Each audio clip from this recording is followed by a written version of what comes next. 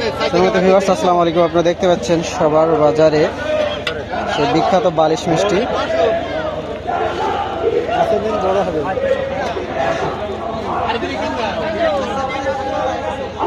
সেই বালিশ মিষ্টি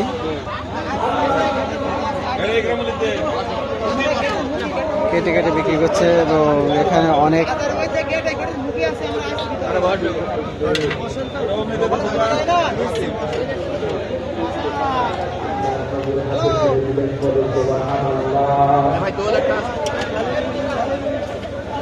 চলে